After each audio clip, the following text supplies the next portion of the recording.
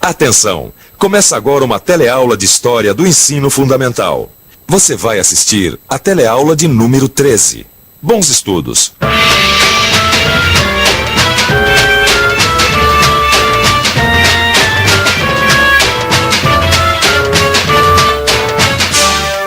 Vocês sabem que bandeira é essa? Não. Não sabe? Não. Você. Também não. É a bandeira da Inconfidência Mineira. Quer dizer liberdade, ainda que tardia.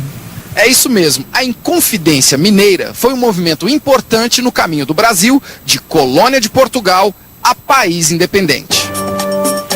Ela aconteceu aqui em Ouro Preto, Minas Gerais, que na época se chamava Vila Rica.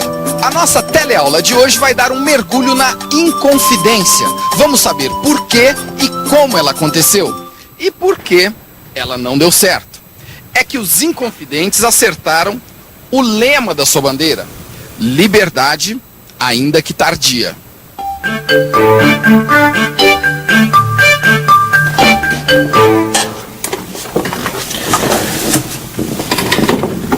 Por mais que se tenha ouvido falar sobre Inconfidência, é sempre bom esclarecer algumas coisas sobre ela. Começando do começo.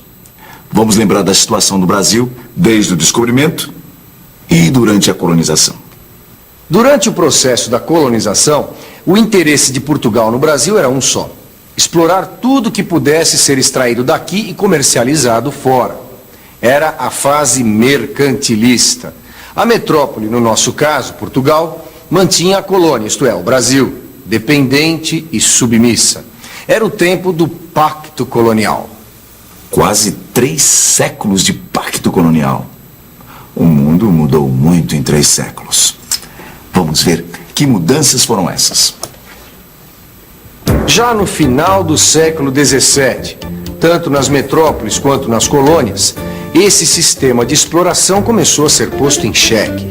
Na Europa surgiu uma nova maneira de ver o mundo: o liberalismo. Os economistas liberais eram contra o pacto colonial. Tudo deveria ser livre: a concorrência e o comércio direto das colônias com outros países.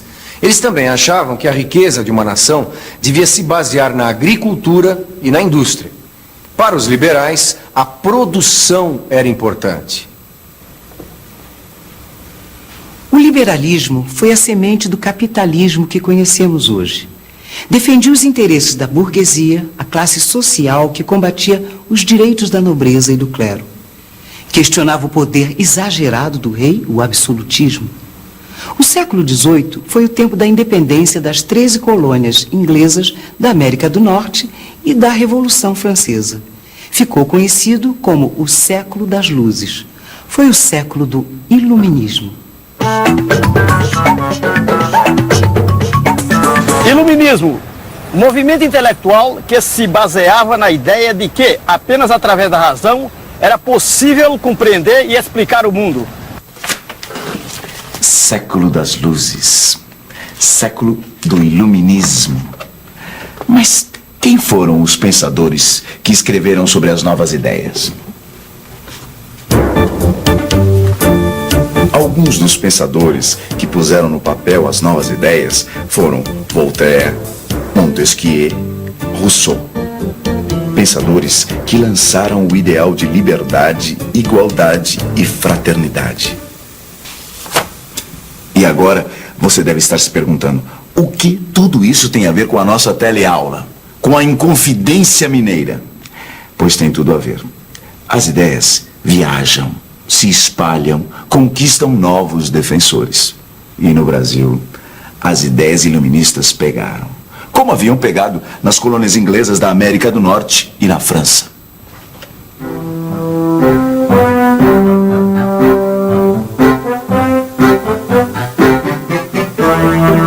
A aristocracia brasileira queria garantir os seus privilégios.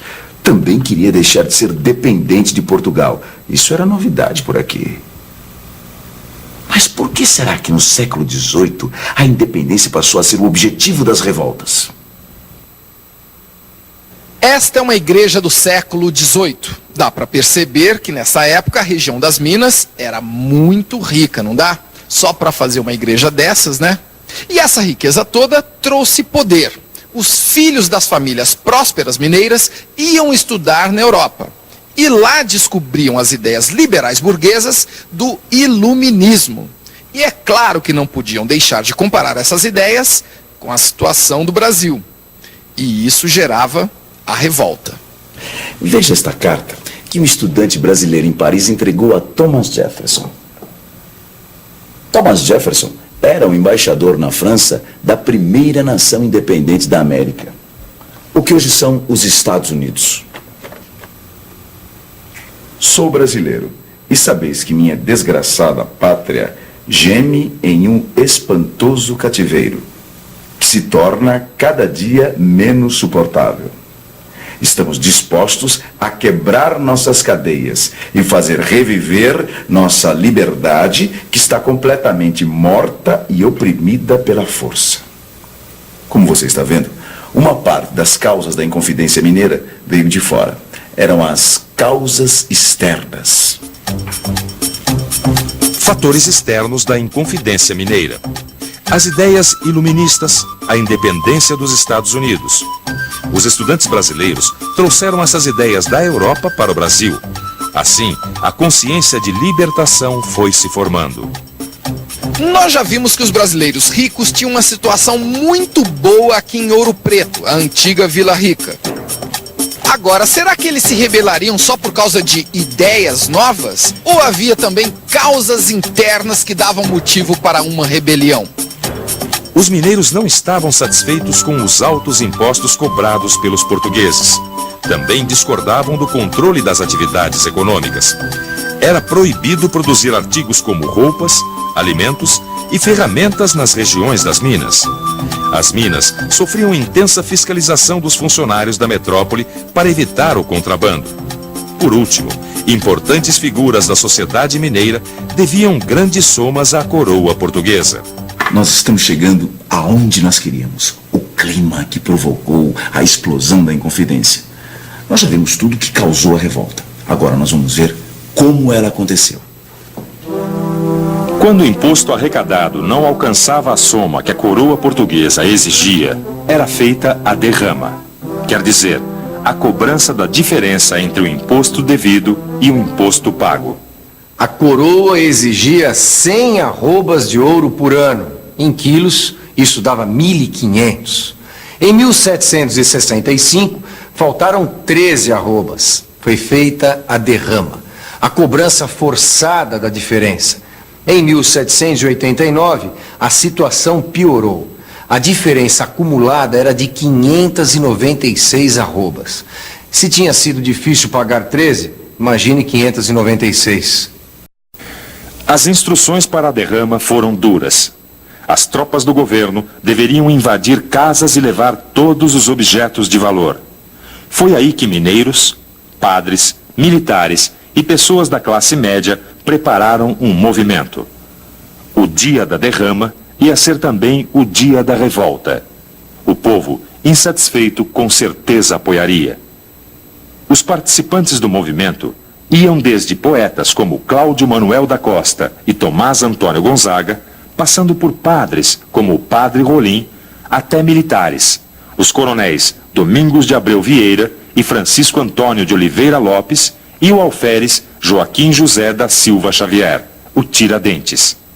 Esses participantes do movimento ficaram conhecidos como Inconfidentes. Eles tinham muitos planos, mas pouca organização. Mesmo assim, apresentaram um projeto de reformas revolucionário. Os Inconfidentes iam proclamar a República, e a capital seria São João del Rei. Convocariam todos os cidadãos para a luta, em caso de necessidade. Estabelecida a República, haveria a criação de indústrias de tecidos, fundições e de uma universidade. Além disso, as famílias pobres receberiam pensões, seriam doadas terras para o aumento da produção agrícola. E seria então adotada uma bandeira com os dizeres: libertas quae será tamen, liberdade ainda que tardia. Mas nos nossos amigos inconfidentes eram melhores no planejamento do que na execução. Os Inconfidentes deixaram de fazer uma série de coisas. Não tomaram posição diante da libertação dos escravos. Não se armaram, nem mobilizaram a população. E também não se prepararam para resistir à derrama. Um dos inconfidentes, o coronel Joaquim Silvério dos Reis, denunciou o movimento ao governo em troca do perdão de suas dívidas com a Fazenda Real. O governador, Visconde de Barbacena, suspendeu a derrama e mandou prender os implicados. Os principais envolvidos foram condenados à morte. No final, a pena de morte foi modificada para degredo perpétuo, que quer dizer expulsão sem volta para as colônias portuguesas da África. Só uma execução aconteceu, a de Tiradentes, que foi enforcado no Rio de Janeiro no dia 21 de abril de 1792. Tiradentes foi o único a ser executado. Ele assumiu suas ideias e também foi o único a divulgar essas ideias para o povo. E o governo sabia que o perigo estava aí. Por divulgar suas ideias de liberdade, Tiradentes era a maior ameaça. Além da Inconfidência Mineira, vários outros movimentos de contestação ao governo português da América colonial ocorrem no final do século XVIII e no começo do século XIX. Os mais importantes são o ocorrido na Bahia em 1798, conhecido como Inconfidência Baiana ou Conjuração dos Alfaiates, né? E dois outros movimentos apenas ensaiados, né? Na verdade eles não chegaram a ocorrer, né? Mas houve a suspeita de que eles pudessem ocorrer, né? A chamada Inconfidência Carioca de 1794, envolvendo uma sociedade de literatos no Rio de Janeiro, e a Conjuração de Pernambuco em 1801. Nenhum desses movimentos, incluindo as Inconfidências Baiana e Mineira, chega às vias de fato. Não há uma explosão revolucionária, uma explosão de contestação. Todos eles são abortados antes que eles ocorram. Mas a simples suspeita, né, de que eles pudessem se tornar então movimentos abertos já é o suficiente para mobilizar a atenção e a preocupação das autoridades portuguesas. Em geral, esses movimentos são bastante típicos. Eles ocorrem, né, assim como vinham ocorrendo ao longo dos anos anteriores de colonização, já desde o século XVI, em função de crises normais, mais ou menos corriqueiras no mundo colonial. Eles ocorrem por causa de uma excessiva carga tributária, por causa de descontentamento em relação a atrasos de soldos militares, crises de carestia, de fome, invasões externas, mas a diferença é que agora, no final do século XVIII, esses movimentos são cada vez mais politizados, eles portam conteúdos inovadores trazidos pelo ambiente revolucionário mundial e, além disso, eles contam com a participação de espectros sociais cada vez mais amplos. Se liga aí que é hora da revisão. Até o final do século XVII, o Pacto Colonial regulava as relações entre metrópoles e colônias. Portugal extraía riquezas do Brasil, cobrava impostos e nada disso voltava para cá em forma de benefícios. No século XVIII surgiu o Iluminismo. Ele defendia ideias liberais burguesas e norteou os movimentos como a independência das colônias inglesas na América do Norte, a Revolução Francesa e a Inconfidência Mineira. Movidos pelas ideias iluministas e dispostos a acabar com a exploração e os impostos altos, os inconfidentes mineiros planejaram uma revolta para o dia da derrama.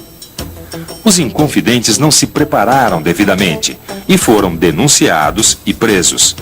Tiradentes, por ser o único a assumir e divulgar as ideias de liberdade, foi enforcado em 21 de abril de 1792. E agora?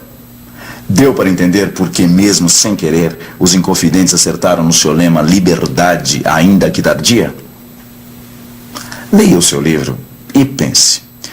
Qual foi, realmente, a importância da Inconfidência Mineira na história do Brasil?